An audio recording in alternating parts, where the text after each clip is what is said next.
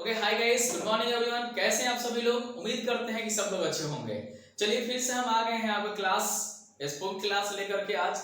और पहले से आप सब लोग मेरा वीडियो देख रहे हैं और आज फिर से हम स्पोकन क्लास में कुछ नया चीज पढ़ाने वाले हैं। तो आज की क्लास फिर उसी दो लाइन से शुरू करने का प्रयास करेंगे। सुनेंगे आप कि अपनी जमी अपनी आकाश पैदा कर, अपनी जमी अपनी आकाश पैदा कर, इस दुनिया में एक नया इतिहास पैदा कर, इस दुनिया में एक नया इतिहास पैदा कर।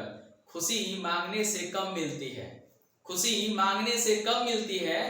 हर कदम पर अपने अंदर एक विश्वास पैदा कर, हर कदम पे अपने अंदर एक विश्वास पैदा कर। तो चलिए इसी लाइन के साथ हम चलते हैं और आज की क्लास में लेके चलते हैं, आपको सुनाते हैं और समझते हैं। तो हम चर्चा करेंगे आज की क्लास में, स्पोकन क्लास है और बहुत सारी चीजों मैंने कुछ बातें आपको बता भी दिया है और हम आज सुनेंगे और समझेंगे कुछ बेसिक चीज, कुछ शब्द ऐसे हैं जो स्पोकन में हम लोग डेली यूज करते हैं।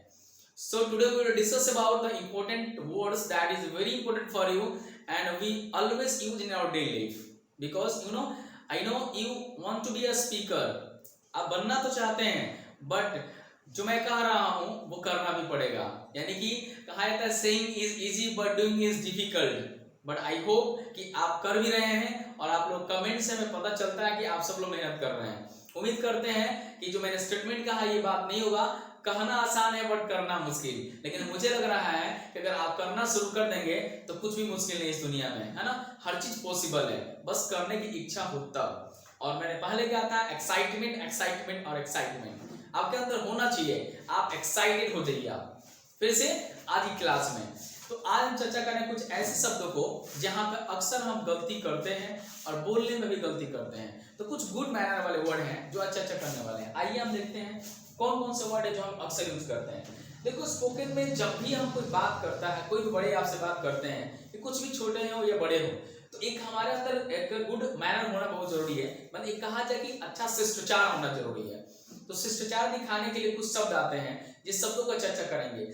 कोई भी चीज किसी से मांगना हो तो आप एक वर्ड यूज करना जो काफी इंपॉर्टेंट होगा और आपके लिए काफी बेटर होगा और आप यूज करते भी हैं। फिर से मैं आपको रिमाइंड करा रहा हूं, एक वर्ड है जिसको कहा जाता है प्लीज। आपको पता होना चाहिए प्लीज, ये बहुत ही सुटेबल और बहुत ही बेहतर वर्ड है। जब भी किसी से कुछ लेना है, please give me pen please, है ना, प्लीज गिव मी कर लेंगे आप, प्लीज लगा करके प्लीज हेल्प मी, है ना, प्लीज लगा प्लीज ब्रिंग अप वाटर, है ना। तो आप प्लीज जैसे लगाते हो ना, अगले मतलब एक गुड मैनर को शो करता है।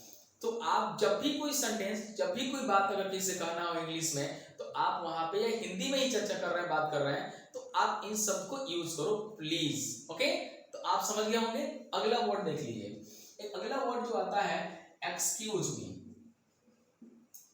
एक्सक्यूज मी, ये एक्सक्यूज मी क्या होता है? देखो एक्सक्यूज मी अक्सर हम लोग, अगर मान लीजिए कि 2 4 10 लोग बात कर रहे हैं या कहीं आप कहीं ऑफिशियल ऑफिस में गए हो या कहीं काउंटर पे ऐसे खड़े हो जहां कोई अगला जो इंसान है वो काम कर रहा है, अगर वो अपने काम में व्यस्त है तो आप उसको अपने तरफ अट्रैक्ट करने के लिए, अपने तरफ उसके आकर्षण खींचने के लिए आप बोलोगे excuse me sir, excuse me sir. एक रिस्पेक्टेबल वर्ड है एक्सक्यूज मी सर। इससे क्या होगा, अगला जो होगा वो समझेगा आपकी बातों को और आपके तरफ देखेगा, और देखने के बाद जो बातें हैं आप बिल्कुल कह दीजिए। जैसे मान लीजिए क्लास में है आप, आपको मुझसे कुछ पूछना है, मैं अगर बोर्ड पे लिख रहा हूं, आपको नहीं समझ में आ रहा है, आप पीछे बैठे हुए हैं, क्लास में बैठे हुए हैं, तो आप सबसे पहला आपका वर्ड होना चाहिए एक्सक्यूज मी सर। तो मेरा अट्रैक्शन आपकी तरफ होगा और उसके बाद जो बातें कहनी है आप कह सकते हैं। तो क्या यूज करोगे आप एक्सक्यूज मी? बात समझ आ गई? ओके, तो एक्सक्यूज मी यानी कि हम किसी को अपने आकर्षण को खींचने के लिए अपनी तरफ करते हैं। एक और वर्ड आता है पार्डन प्लीज। पार्डन प्लीज, आपको बता दें पार्डन प्लीज एक ऐसा वर्ड है जो काफी इंपॉर्टेंट है। अगर क्लास में बैठे हैं आपको बातें समझ में नहीं आ रही है तो कैसे आप बोलोगे? आप अगर आपने अगर कहा कि पार्डन प्लीज का इसका हिंदी समझ लो, सुनो फिर ध्यान सुनो आप, इसका हिंदी तो कितना बड़ा होता है, लेकिन आप सिंपल इंग्लिश में इतना आसानी से बोल पाओगे ना, गजब मतलब वर्ड है। पार्डन प्लीज कहने का मतलब क्या होता है? पार्डन प्लीज का मतलब होता है कि सर मैं आपकी बातों को सही से सुन और समझ नहीं पाया हूं, कृपया करके अपनी बातों को फिर से दोहराएं। हुआ ना? इतना लंबा हिंदी और इंग्लिश कितना छोटा, पार्डन प्लीज। देखो ना, बिल्कुल अगर आप क्लास में बैठे हो, आपको बात नहीं समझ में आ रही हो, उसको फिर से रिपीटेशन करवाना चाहते हैं, फिर से सुनना चाहते हैं, तो बिल्कुल आप आसानी से इस शब्द का यूज करेंगे, पार्डन प्लीज सर। बिल्कुल अगला जो होगा बोलने वाला आपके बातों को समझेगा और फिर से वो आपको समझाने का प्रयास करेगा, ठीक है ना। तो इस शब्दों को आप याद कर लो, पार्डन प्लीज। जब भी बात ना सुनाए इसको आप यूज करना। जो एक और वर्ड आता है काइंडली। काइंडली का यूज हम लोग करते हैं कृपया करके या दया करके। किसी से अगर वही बात प्लीज के साथ प्लीज भी आता है और काइंडली भी आता है, तो काइंडली भी मतलब मेहरबानी करके, दया करके, कुछ भी अगर कहना हो किसी से, काइंडली गिव मी पेन या काइंडली हेल्प मी प्लीज, तो इस तरीके से आप यूज कर सकते हैं आप, है ना। तो काइंडली का यूज हम लोग करते हैं एक गुड मैनर को शो करने के लिए, ठीक है, इसके लिए यूज करते हैं। अच्छा, बहुत सारे बच्चे आज डाउट में रहते हैं।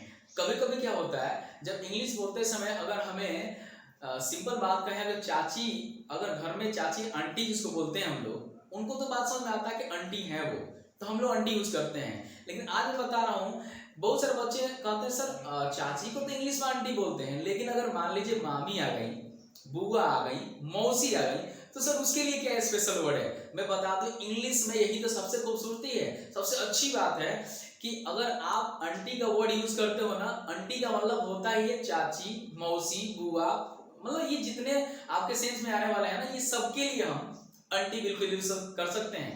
बात समझ आ गया ना। तो आंटी से इन सबका हिंदी अर्थ आ जाता है। आंटी आप अपने चाची को बोल सकते हो, आंटी आप अपने बुआ को बोल सकते हो, आंटी आप अपने मौसी को बोल सकते हो। लाइक दिस आप इन शब्दों को यूज आंटी के लिए कर सकते हैं। उनके लिए स्पेशल वर्ड ना यूज करके काम चल जाता है इससे। इंग्लिश में ही तो सबसे खूबसूरती वाली बात है। दूसरी बात, इसी में आता है अंकल, जिसको आप बोलते हो चाचा अपने घर में। अब बता दो कि अंकल तो होता ही है, लेकिन अंकल के साथ और कौन क्या होता है। अब घर में कोई आ गए, मान लीजिए आपके फूफा जी आ गए, मौसा जी आ गए, मामा जी आ गए, तो उनके लिए स्पेशल वर्ड ना यूज करके हम क्या कर सकते हैं, उनको भी अंकल बोल सकते हैं। बिल्कुल सही सुना आपने। आप अपने मौसा जी को इंग्लिश में अंकल बोल सकते हैं, फूफा जी को इंग्लिश बोल सकते हैं, अंकल ही कह सकते हैं उनको भी आप। यानी कि आप मामा जी को, ऐसे तो मैटरनल अंकल होता है, बट अंकल से चलता है बिल्कुल। तो बहुत ऐसे शब्द है इंग्लिश में जिससे काम चल जाने वाला है। उम्मीद करते हैं बात समझ आएगा। यानी कि आप समझिएगा, अंकल का मतलब ये आपका सिर्फ चाचा ही नहीं हुए, बल्कि आपके मौसा भी हो गए इसमें, आपके अगर फूफा जी हैं तो भी आ जाएंगे, है ना। अगर आपके मामा जी हैं तो भी आ जाएंगे, है ना। अब मामा जी के नाम से अब आप सॉन्ग सुने होंगे, गाना आ रहा है ना बड़ी, है ना, ये मामा जी का बड़ी गाना चल रहा है आज के दौर में। उसके बाद देखते हैं आंटी भी आता है। तो आंटी में क्या होता है, देखते आंटी में भी आप यूज कर सकते हैं, इनको हम चाची भी बोल सकते हैं, यहाँ मौसी भी कह सकते हैं, आप इनको अब बुआ भी कह सकते हैं ना जी, और मामी भी, मामी को भी आप क्या बोल सकते हैं, आंटी यूज कर सकते हैं। बिल्कुल आपने सही सुना और समझा। अच्छा, एक और बात है जहां हम अक्सर कंफ्यूजन और उलझन में पड़ जाते हैं, पता है कि आपको, मान लीजिए आपके भाई बहन है तो उसको ब्रदर सिस्टर बोल लेते हैं आप, लेकिन अगर आपके पड़ोसी वाले अगर भाई बहन आते हैं, जैसे आपके चाचा की लड़की आपकी बहन हुई, अगर उसके लिए अगर यूज करना होगा तो क्या, देखो पड़ोसी की इंग्लिश अगर मान लीजिए हम कजिन यूज करते हैं, तो कुछ लोग यूज करते हैं कजिन ब्रदर। ये मेरा, अगर किसी ने पूछा कि कौन है आपका, तो पड़ोसी वाला भाई है ना, पड़ोसी वाला भाई है। पड़ोसी वाला भाई मतलब क्या, कजिन।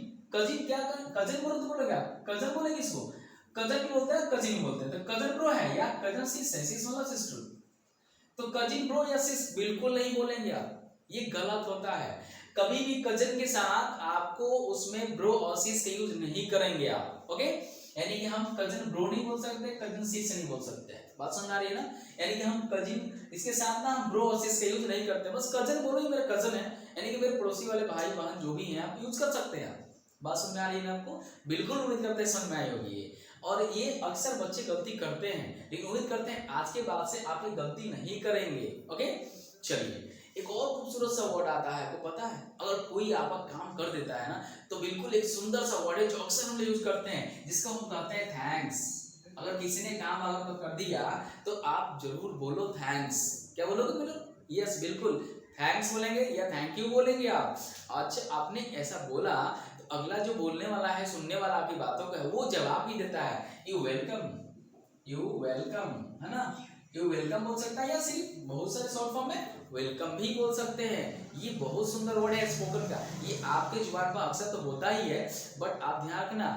अच्छा, ये साथ साथ में एक और आपको सब में बता दूं, तो मुझे लग रहा है कि ये शब्द जो है कितने झगड़े को शांत कर देता है। ऐसे भी वर्ड हैं, आपको बता रहे हैं अंग्रेजी में बहुत सारे ऐसे वर्ड हैं जो अंग्रेजी में अगर हम बात करते हैं इंग्लिश में, तो एक ऐसा वर्ड जो बहुत सारे झगड़े को शांत कर देने वाला है। क्या आप जानना नहीं चाहिएगा कि एक शब्द से कैसे झगड़े शांत हो जाते हैं, एक शब्द से कैसे अगला नहीं कुछ बोलना चाहता है। बिल्कुल, आइए हम बताते हैं वो कौन सा शब्द है, वो सबसे इंपॉर्टेंट शब्द है जिसको कहते हैं हम लोग सॉरी।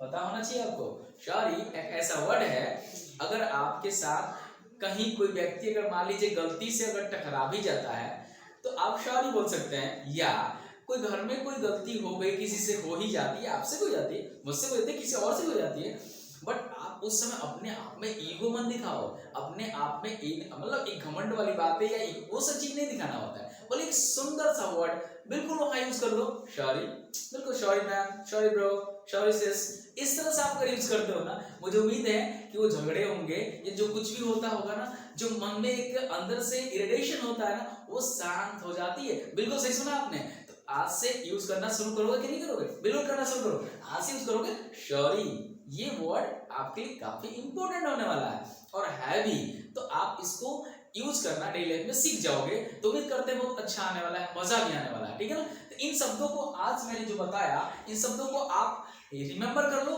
याद कर लो, ठीक है ना। फिर अगले क्लास में हम लोग कुछ अगला चीज सीखेंगे। आज के लिए फिलहाल इतना ही, ओके, धन्यवाद।